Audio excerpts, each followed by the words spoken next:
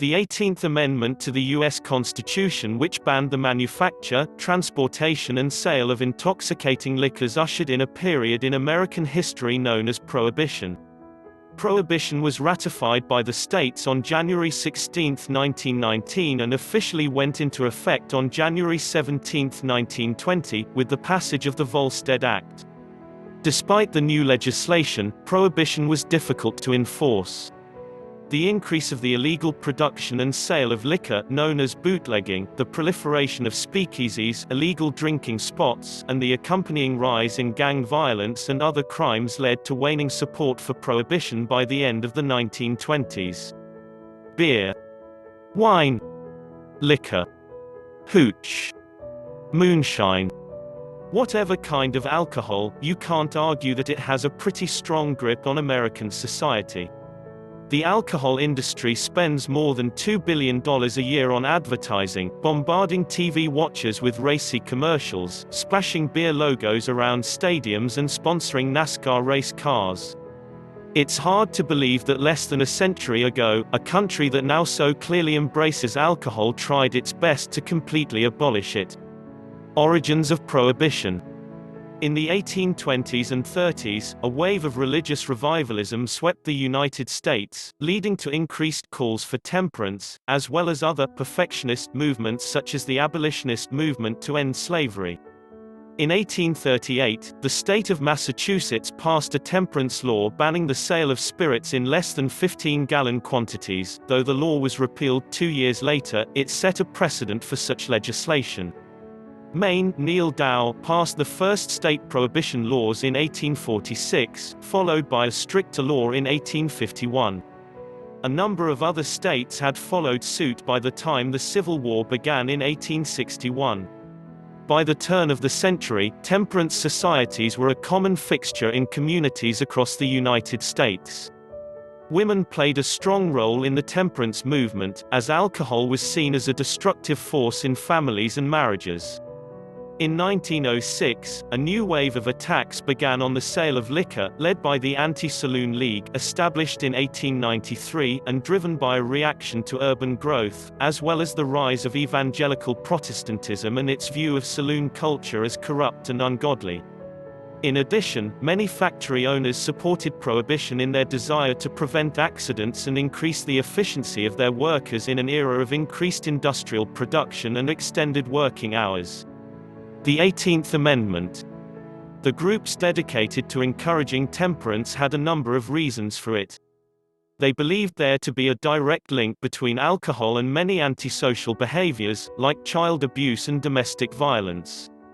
Another famous concern was that of Henry Ford, who believed that alcohol had a negative impact on labor productivity. Anti-German sentiment during World War I helped catapult the issue into law. Many of the nation's breweries were operated by German immigrants, also known as alien enemies by the Anti-Saloon League. The sentiment was that the grain being produced should be used to feed soldiers rather than produce alcohol. Many others fought this growing issue tooth and nail. The Association Against the Prohibition Amendment and the Women's Organization for National Prohibition Reform were just two of these groups. Despite the efforts of anti-prohibition groups, support gathered for a ban on alcohol, and Congress passed the 18th Amendment on January 16, 1919. It went into effect in 1920. The amendment prohibited the manufacture, sale, export, import and transportation of alcoholic beverages, but stopped short of banning personal possession and consumption. Basically, if your wine cellar was already stocked, you didn't have much to worry about. The 18th Amendment brought to a national level what was already accepted in many states. 65% of the country, including 19 states, had already banned alcohol on a local level. The Volstead Act, or National Prohibition Act, was crucial to the success of the 18th Amendment. It provided the federal government with enforcing ability. It also defined criminal penalties, exceptions, medicinal and religious ceremony use, and the alcohol levels that qualified as intoxicating. Any beverage with more than 0.5% alcohol was over the legal limit. Enforcing prohibition. In a perfect world, once a law or constitutional amendment is passed, the resources necessary to enforce it are plentiful and effective. Prohibition, unfortunately for its supporters, was not so easily enforced. Many challenges quickly surfaced when it came time to keep demon rum from being bought, sold or imported. Gangs of illegal alcohol traffickers, comparable to today's illegal drug rings, became common. They were able to charge a steep price for sneaking alcohol into the country, and they thrived in the process. It became obvious that bootlegging had reached an all-time high when the demand for $10,000 notes reached an unprecedented level in 1926. Critics of Prohibition recognized this as a telltale sign of large transactions between bootleggers. European rum fleets proliferated. Small boats would sail out to ships waiting in international waters and bring back large quantities of alcohol. It was also very easy to smuggle alcohol from Canada. Political corruption reached new levels, as those who were profiting from illegal trafficking lined the pockets of crooked politicians. Illegal speakeasies flourished. Prior to Prohibition, there were fewer than 15,000 legal bars in the United States. By 1927, however, more than 30,000 speakeasies were serving illegally across the country. Approximately 100,000 people brewed alcohol illegally from home. Undercover police officers were trying to do their jobs, but the available manpower was still tiny in comparison with the thriving industry. Even when arrests were made, corruption made it nearly impossible to convict anyone. For example, during one time period more than 7,000 arrests were made in New York for alcohol violations, and only 17 of those ended in conviction. Many states eventually grew tired of the hassle. In fact, by 1925 6 states had developed laws that kept police from investigating infractions. Cities in the Midwest and Northeast were particularly uninterested in enforcing Prohibition. Fiorello LaGuardia, mayor of New York City, testified before the Senate Judiciary Committee and had this to say about Prohibition: "It is impossible to tell whether Prohibition is a good thing or a bad thing. It has never been enforced in this country." The effects of Prohibition.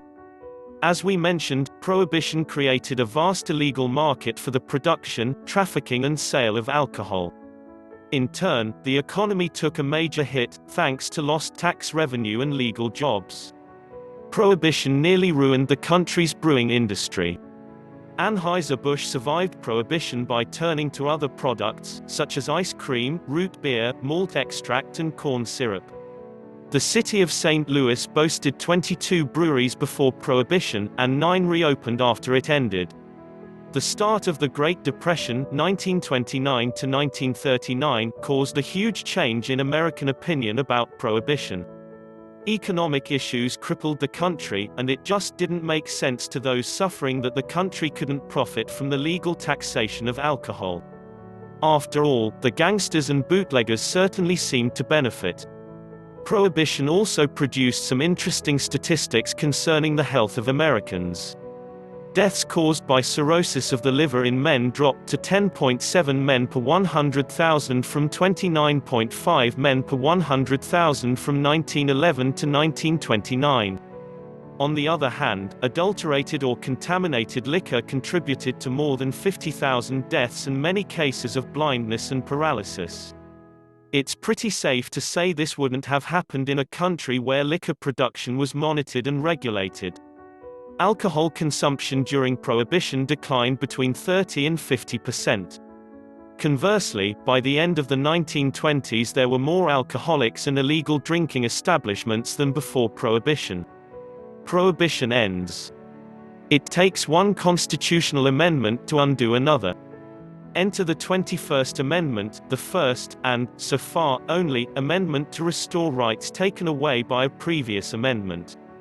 In 1932, both parties called for the 18th Amendment to be repealed. In 1933, Congress answered by passing a resolution proposing the repeal. Once 3/4 of the states had ratified the resolution, the 21st Amendment was passed and alcohol began to flow again legally in the United States. By December 5, 1933, when the amendment was ratified, even people who had vocally supported prohibition had changed their tune dramatically. Their opinions about the evils of alcohol remained, but they had realized the effects of prohibition to be far-reaching and perhaps worse than alcohol itself. According to famous tycoon John D. Rockefeller, drinking has generally increased, the speakeasy has replaced the saloon, a vast army of lawbreakers has been recruited and financed on a colossal scale. After Prohibition. After Prohibition was repealed, it was left up to the states to decide how to govern alcohol consumption. Most states made 21 the legal drinking age, although a handful required drinkers to be only 18. No national drinking age existed until 1984, when the National Minimum Drinking Age Act was passed. One major catalyst behind the creation of this law was the increase in deaths related to drunk driving. The 1980s and 90s saw a major movement to decrease drunk driving. Candy Lightner founded Mothers Against Drunk Driving (MAD) after a drunk driver fatally hit her daughter in 1980. Since then, alcohol-related driving fatalities have decreased substantially. In 1982, 60% of automobile-related fatalities involved alcohol. By 2017, that number had dropped to 29%. Despite the national repeal on prohibition, hundreds of counties in the United States enforce dry laws. These laws typically ban the manufacture and sale but not consumption. 6 of Mississippi's counties are dry. Kentucky isn't much better for alcohol lovers. Of the 120 counties in Kentucky, 15 counties are dry, including Alabama, Arkansas, Texas, Kansas and Virginia also have a large proportion of dry counties. Hundreds of dry towns, within wet counties, also exist across the country. Many other rules exist regulating the sale and consumption of alcohol on a local level. They often seem confusing and contradictory. One other once common rule restricts the sale of alcohol on Sundays. This law was developed in colonial times to honor the Christian Sabbath day in colonial times. Thanks for watching, comments below and don't forget to subscribe.